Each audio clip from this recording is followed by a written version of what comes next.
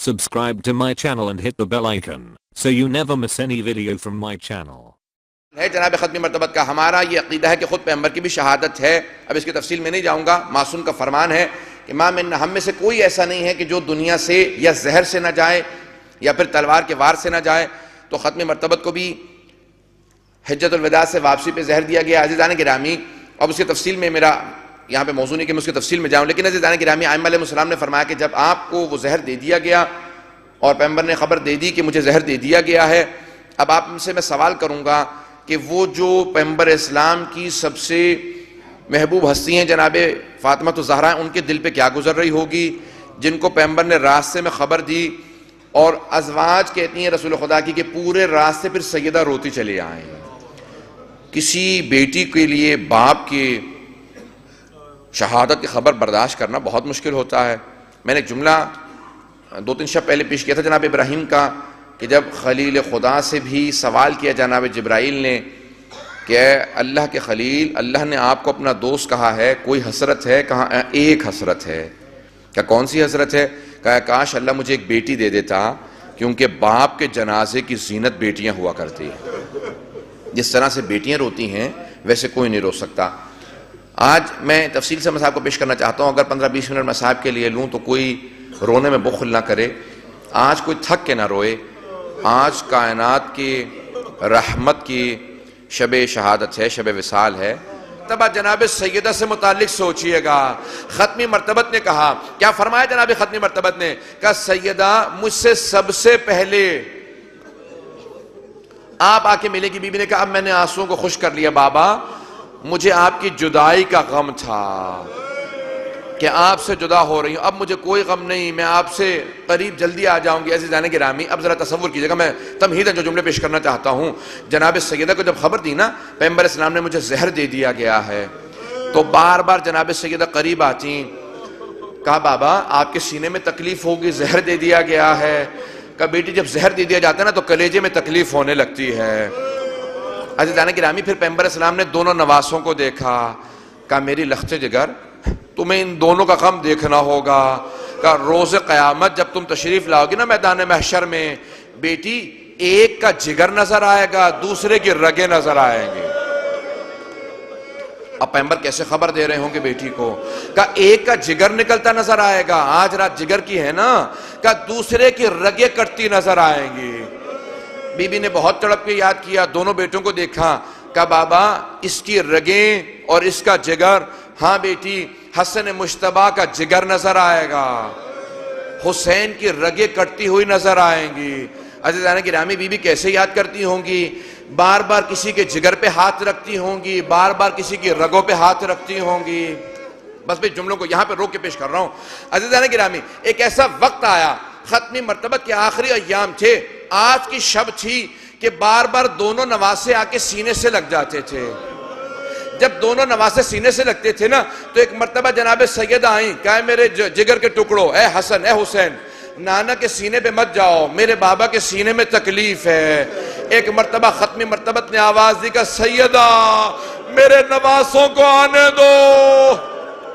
جب یہ میرے سینے سے لگتے ہیں مجھے ٹھنڈک محسوس ہوتی ہے، ان کے میرے سینے سے لگنے سے مجھے ٹھنڈک محسوس ہوتی ہے. بار بار کبھی حسن مجتبیٰ کو سینے سے لگاتے تھے، کبھی حسین کو سینے سے لگاتے تھے، کبھی کسی کے جگر کا تصور کرتے تھے، کبھی کسی کی رگوں کا تصور کرتے تھے. بس میں رات گزر رہی تھی. ختم مرتبت کہہ رہے تھے اے علی آپ خود اپنے ہاتھوں سے مجھے غسل دیجئے گا، آپ مجھے کفن دیجئے گا، یا علی آپ میرا جنازہ پڑھائیے گا، یا علی مجھے گھر میں دفنا دیجئے گا. اب دونوں نواسے ایک بات سن رہے تھے. پیغمبر اسلام فرما رہے ہیں یا علی مجھے گھر میں دفنا دیجئے گا. اب کوئی نواسا سوچ رہا تھا میں اپنے نانا کے ساتھ دفن ہونا چاہتا ہوں، اس نواسے کو کوئی بتائے آپ کے جنازے پہ 72 تیر مارے جائیں گے. بس بھئی یہی تو فرق تھا نا دونوں نواسوں میں. ایک کے لاشے میں تیر لگ رہے تھے، دوسرے کا لاشا تیروں پہ بلند تھا. اجرکم اللہ. بس بھی میں نے تمام کر دیا. 5 سے 7 منٹ کی زحمت دوں گا، زیادہ زحمت نہیں دوں گا. شب وصال ہے ختمی مرتبت کی. آج پیغمبر اسلام کو چند باتوں کا بڑا صدمہ ہوگا. ایک، جب بھی اپنی بیٹی زہرا کی قبر دیکھتے ہوں گے. میں جملے کو پیش کروں اس سے پہلے کہ میں شہادت کے جملوں کو پیش کروں پیغمبر کی، آخری جملوں کو پیش کر رہا ہوں. 5 سے 7 منٹ میں نے آپ سے وعدہ کر لیا، اس سے زیادہ زحمت نہیں دوں گا. عزیزان گرامی، امام حسن مجتبیٰ سے کسی بہت بڑے واعظ نے سوال کیا جب خواب میں دیکھا کہ مولا آپ کا سب سے بڑا مصائب کون سا ہے؟ مولا میں آپ کے رونے والوں کو بتاتا ہوں کہ آپ کو زہر دیا گیا تھا. کہ نہیں میرا سب سے بڑا مصائب نہیں ہے. کہ مولا میں یہ بتاتا ہوں کہ آپ کے جگر کے ٹکڑے نکل آئے تھے. کہ نہیں میرا سب سے بڑا مصائب نہیں. کہ مولا میں یہ بھی بتاتا ہوں کہ ایک ہی جنازہ ہے جو گھر سے گیا پھر گھر واپس آ گیا. کہ نہیں یہ بھی میرا سب سے بڑا مصائب نہیں ہے. کہ مولا پھر میں نہیں جانتا آپ کا سب سے بڑا مصائب کون سا ہے. کہ جب میرے رونے والوں کے پاس جانا تو کہنا مدینہ شہر تھا، شہر کی ایک گلی تھی، گلی کے دروازے پہ آگ لگی تھی. میرے رونے والوں سے کہنا کہ جلتے ہوئے دروازے کے پیچھے حسن مجتبیٰ کی ماں کھڑی تھی. میرے رونے والوں سے کہنا حسن مجتبیٰ دیکھ رہے تھے جب ماں پہ جلتا ہوا دروازہ گرا. اجرکم اللہ. بس میں نے تمام کر دیا. 5 سے 7 منٹ کی میں نے وعدہ کیا تھا آپ کو زحمت کا. اب کسی آنکھ میں کوئی ایسی آنکھ نہ جس میں آنسو نہ آئے. جناب ختمی مرتبت کا آخری وقت ہے. بار بار بیٹی کو بلاتے ہیں، کبھی پیشانی کا بوسہ دیتے ہیں، کبھی ہاتھوں کو چومتے ہیں، کبھی اس پہلو کو دیکھتے ہیں، پھر آواز دے کے کہتے ہیں او مسلمانوں میری بیٹی کو نہ رلانا. بس بھی ایک مرتبہ پیغمبر السلام نے ایک دروازے کی طرف دیکھنا شروع کیا. کہا بیٹی کیا بات ہے آپ بار بار دروازے پہ کیوں جاتی ہیں؟ کہا بابا کوئی عربی ہے دروازے پہ کھڑا ہے، بار بار آ کے دروازے پہ دستک دیتا ہے. جب میں دروازے پہ پوچھتی ہوں کیا بات ہے کیوں آئے ہو، کہتا ہے مجھے رسول خدا سے ملنا ہے. میں کہتی ہوں واپس چلے جاؤ میرے بابا بیمار ہیں. کہا بیٹی آپ نے دیکھا وہ دروازے پہ کون ہے؟ کہا بابا میں نگاہوں کو بلند نہیں کرتی. کہا بیٹی یہ آپ کی تعظیم میں اجازت مانگ رہا ہے، یہ کسی دروازے پہ اجازت نہیں مانگتا.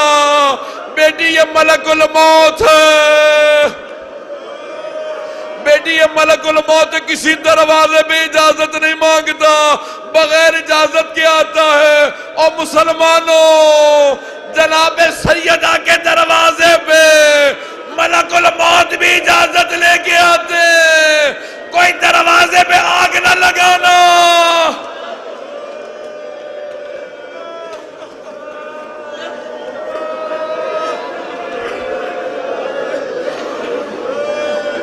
میں نے تمام کر دیا. بس بھی آخری جملوں کی زحمت دوں گا. عزیزان گرامی، آخری لحظات ختمی مرتبت کے بار بار اپنی بیٹی کو پکارتے ہیں، بار بار بیٹی کو قریب بلاتے ہیں، پھر وصیتیں کرتے ہیں کہ یا علی میرے بعد میری بیٹی کا خیال رکھنا. پھر اس کے بعد وصیت کرتے ہیں یا علی میرے بعد تلوار مت اٹھائیے گا، یہ سب پلٹ کے اپنے دین پہ برگشت کر جائیں گے، اسلام کو چھوڑ دیں گے. جناب ختمی مرتبت سمجھ رہے ہیں میرے بعد میری آل پہ بڑے مصائب آئیں گے. کہ یا علی ہمت رکھیے گا، صبر کا دامن نہ چھوڑیے گا. مولا کو وصیت نہیں کر رہے، امت کو بتا رہے ہیں میرے بعد میری آل کا کیا ہونے والا ہے. کہ یا علی میرے ان دونوں نواسے یہ آپ کو میں نے سونپ دیے، یہ دونوں آپ کے ہیں، میرے بیٹے ہیں. بس بھئی امت کو وصیت کر رہے ہیں علی مرتضیٰ کے ذریعے میری امت پہ کبھی بھی کوئی میری امت سے میری آل پہ ظلم نہ کرے، میری قبر سے دور نہ کرے. بس بھی آخری وصیت تھی کہ یا علی مجھے میرے گھر میں دفنا دیجئے گا. ایک مرتبہ پیغمبر کی وصیت کرنا تھی. پیغمبر اسلام کے آخری لحظات ہیں. آج یہ 28 صفر کی شب ہے. مجھے نہیں معلوم امام حسن و حسین کس طرح سے جناب سیدہ کے گرد جمع ہوں گے، لیکن روایت کے الفاظ ہیں کہ جناب ختمی مرتبہ ایک مرتبہ آخری مرتبہ بلایا. کہا یا علی آپ نے اپنے سب بچوں کے نام مجھ سے رکھوائے ہیں نا، اس کا نام میں نے حسن رکھا ہے، اس کا نام میں نے حسین رکھا ہے، یہ زینب ہے، یہ ام کلثوم ہے. یا علی میں ایک اور بچے کا نام رکھ کے جانا چاہتا ہوں، یہ حسن حسین ہے، میں نے اس بچے کا نام محسن رکھا ہے. یا علی اس کی شہادت بھی ہو جائے پھر بھی نام محسن رکھیے گا. میری ذریت میں میرا تیسرا بیٹا محسن ہے، میرے اس نواسے کا میں ابھی سے آپ کو پرسہ دیتا ہوں. یا رسول خدا میں کہوں گا بیٹوں کو مت بتائیں جلتے ہوئے دروازے اور دیوار کے بیچ میں کسی محسن کی شہادت ہوگی۔ بس میں پیغمبر کو اس بات کا بڑا صدمہ تھا، آخری جملوں کی زحمت دے رہا تھی زین گرامی۔ ایک رات کے اندر ایک لحظہ آیا، جناب ختمی مرتبت نے کہا یا علی مجھے لٹا دیجئے، میں یہاں پہ اب آخری لحظہ ہے۔ جناب سیدہ تڑپ کے رونے لگی۔ کبھی امام حسن مجتبیٰ آگے بڑھ کے گلے سے لپٹ کے روتے تھے، کبھی امام حسین ایک مرتبہ امیر المؤمنین تعظیماً کھڑے ہوئے کہ السلام علیکہ یا رسول اللہ۔ جب سب سمجھ گئے کہ جناب رسول خدا کی روح پرواز کر رہی ہے، ایک مرتبہ پورا کمرہ معطر ہوا۔ جب سب کے سب زمین پہ بیٹھ کے رونے لگے، جناب سیدہ نے کہا دروازے بند کر دو، میں نہیں چاہتی کوئی مجھے روتا سنے۔ میں نہیں جانتا بی بی نے کیا بیان کیے ہوں گے، لیکن میں بیان سناتا ہوں۔ بی بی نے اپنے بالوں کو بکھرایا ہوگا، کہا ہوگا بابا آپ نے ہمیں داغ مفارقت دے دیا۔ اب بی بی کے اشعار کے جملے سن لیجئے، صبت علیہ مصائب اللہ، بابا آپ کے بعد اتنے مصائب آئے، اگر رات پہ آتے، اگر دن پہ آتے وہ رات پہ تبدیل ہو جاتی، پہاڑوں پہ آتے وہ ریزہ ریزہ ہو جاتے۔ عزیزان گرامی، آج اگر کبھی کوئی تصور کر سکے، ذرا ایک مرتبہ جنت البقیع کا رخ کرے، ایک ٹوٹی ہوئی قبر سے کہے بی بی ہم پرسہ دینے آئے ہیں۔ اے امام زمانہ، آپ کو آپ کی دادی زہرا کا واسطہ، ہمارا پرسہ قبول فرمائے۔ اللہ لعنت اللہ علی القوم الظالمین۔ وَسَيَعْلَمُ الَّذِينَ ظَلَمُوا أَيَّ مُنقَلَبٍ يَنقَلِبُونَ۔ بس بھئی میں دعا کرواؤں گا، واسطہ دوں گا، ہاتھوں کو بلند کیجئے گا۔ پروردگارا، ہمارا جی تو چاہتا ہے ہم مدینہ میں ہوتے، روضہ رسول پہ جاتے، ختمی مرتبت کے قبر مطہر کے اوپر آنسو بہا کے پرسہ دیتے۔ پروردگارا، جنت البقیع میں جاتے، وہاں پہ ان کی آل کو پرسہ پیش کرتے۔ پروردگارا، مجھے نہیں معلوم آج مردوں میں کوئی آیا ہوگا یا نہیں آیا ہوگا، لیکن بیویوں میں کوئی بیوی ضرور آئی ہوں گی۔ بی بی کو اپنے بابا سے بڑی محبت تھی۔ بی بی نے اپنے بابا کے وصال کے بعد مسلسل اپنے بابا کو یاد کیا، کہا بابا زندگی میں تو آپ نے ہماری بھوک بھی برداشت نہیں کری، بابا ذرا آ کے دیکھیے ہمارے پہ کیا کچھ ظلم ہو گیا۔